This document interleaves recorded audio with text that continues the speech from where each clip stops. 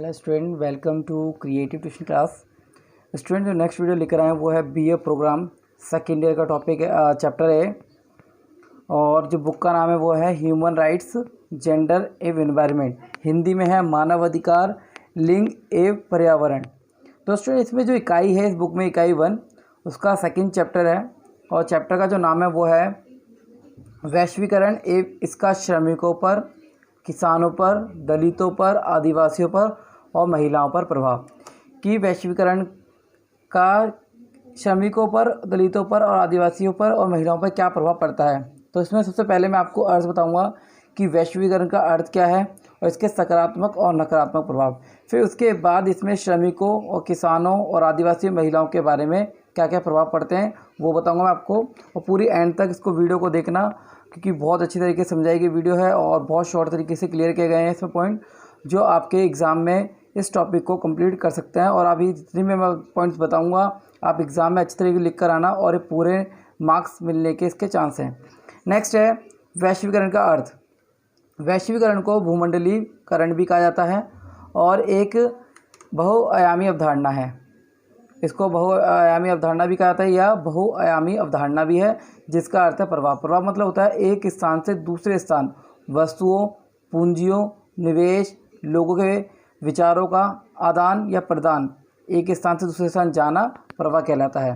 सामान्य तौर पर वैश्वीकरण की संरचना ये प्रक्रिया के प्रभाव को अंतर्राष्ट्रीय पूंजी के प्रभाव, बाजारू शक्तियों की बढ़ती हुई भूमिका, वैश्विक अर्थव्यवस्था के स्वरूप को तय करने वाले तथा द्विपक्षीय संबंधों को प्रभावित करने वाले इत्यादि युक्ति के रूप में भी देखा जाता है। क्या करता है ये? सबसे मेन जो भी प्रभाव होता है पूंजी का, बाजारू शक्ति जो बढ़ती है इसकी, वैश्विक अर्थव्यवस्था के स्वरूप को तय करने वाली द्विपक्षीय संबंध, द्विपक्षीय मतलब देश के संबंध जो होते हैं आपस में दो देशों के, उसको प्रभावित करने वाले युक्तियों के रूप में भी देखा जाता है। ये क्या करता है? एक देश को दूसरे देश को प्रभावित करता है।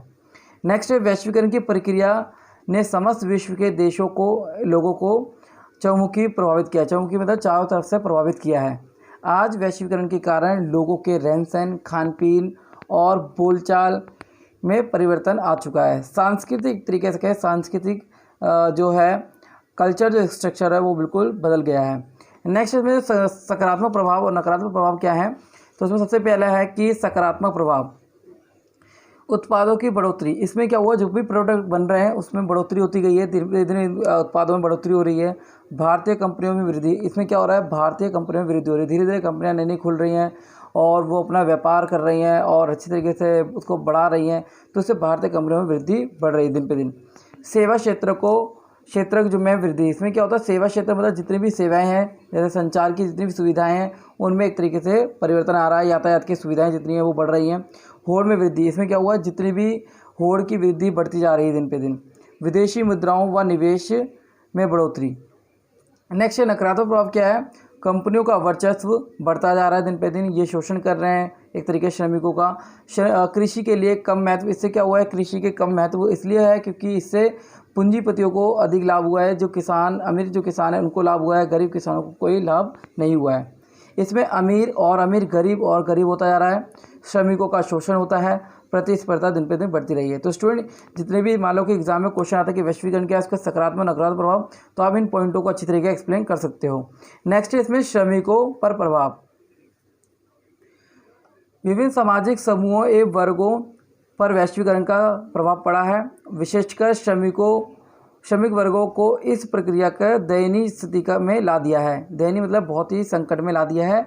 और विश्व के देशों पर आर्थिक एकीकरण के फलस्वरूप मजदूरों की सुरक्षा, संरक्षण और अनेक कल्याण के व्यापक ढांचे में बदलाव किया गया है और वह उद्योगपति की शर्तों के अधीन हो गए हैं। क्या होता है इसमें, सबसे मेन वो उद्योगपतियों के शर्तों के अधीन हो जाते हैं। उनको जो कहना पूंजीपति, जो उद्योगपति कहते हैं, उनकी शर्तों का पालन करना पड़ता है और शर्तों के आधार पर उनको कार्य दिए जाते हैं।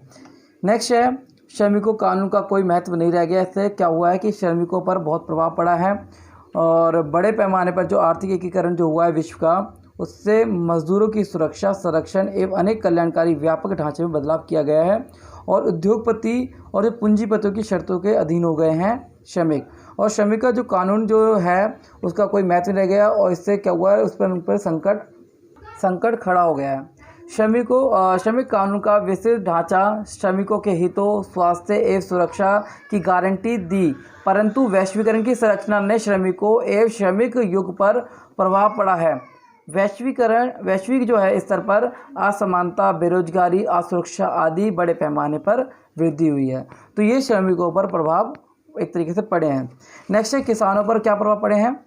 वैश्वीकरण की प्रक्रिया ने किसानों के जीवन पर भी गहरा प्रभाव डाला है या पड़ा है।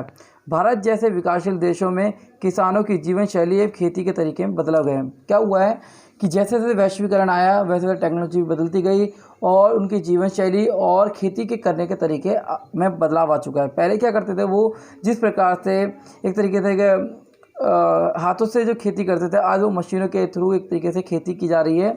सबसे ज़्यादा रासायनिक चीज़ों का प्रयोग किया जा रहा है।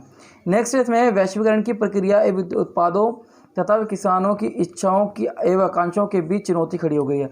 अब क्या होता है कि उनकी इच्छाओं और आकांक्षाओं के बीच चुनौती इसलिए खड़ी हो गई क्योंकि जो किसान जो फसल उगाना चाहते हैं उसके लिए उनके पास पैसा होना चाहिए, और पैसा सबसे मेन पैसा ना होने का कारण, मुख्य कारण वैश्वीकरण। नेक्स्ट इसमें कि भारत जैसे विकासशील देशों में जहाँ खेत या जमीन किसानों के लिए सिर्फ जीवन यापन का साधन नहीं है बल्कि सामाजिक प्रतिष्ठा, आर्थिक समृद्धि एवं स्वामित्व का प्रभाव भी उत्पन्न किया है।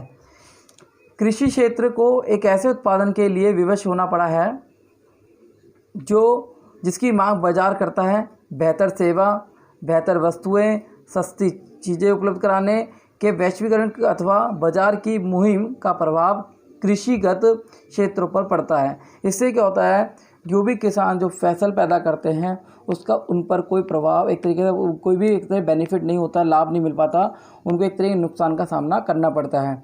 इस प्रकार उनके जीवन में चुनौती खड़ी हो जाती हैं और जो भी वो फसल पैदा करते हैं, कभी मौसमी के कारण उनकी फसलें ख़राब हो जाती हैं और वो कर्ज लेते हैं, कर्ज के मारे वो कर्ज नहीं चुका पाते हैं, और इससे क्या होता है उनकी जीवन शैली पर बहुत बुरा प्रभाव पड़ता है। और सरकार के द्वारा जो भी फसलें पैदा की जाती हैं उनको सस्ती कीमतों पर ख़रीद कर एक तरीके से ले ली जाती हैं और किसानों को एक तरीके से घाटा उठाना पड़ता है।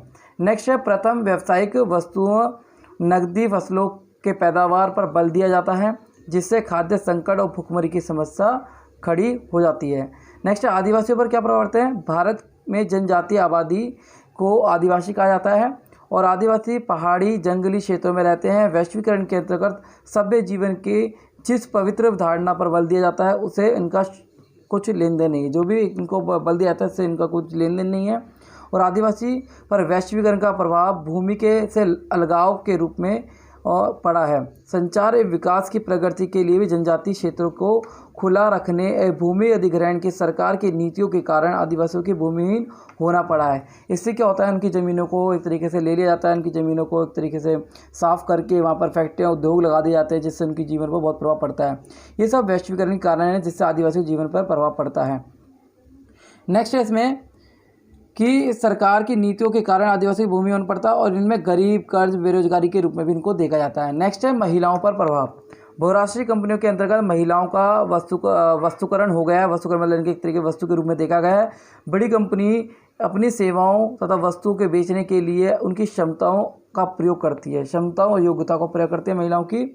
और वैश्वीकरण के कारण विकसित देशों में महिलाओं की निरंतरता और भेदभाव की शिक्षा शोषण के एक तरीके से शोषण के रूप में देखा जाता है। महिला श्रमिकों को कम मजदूरी के साथ वंचित होना पड़ता है और हिंसा, यौन अपराध के रूप में भी उनको पीड़ित होना पड़ता है। तो ये महिलाओं के एक तरीके प्रभाव होने के कारण है, महिलाओं को एक तरीके से बहुत दुख उठाने पड़ते हैं।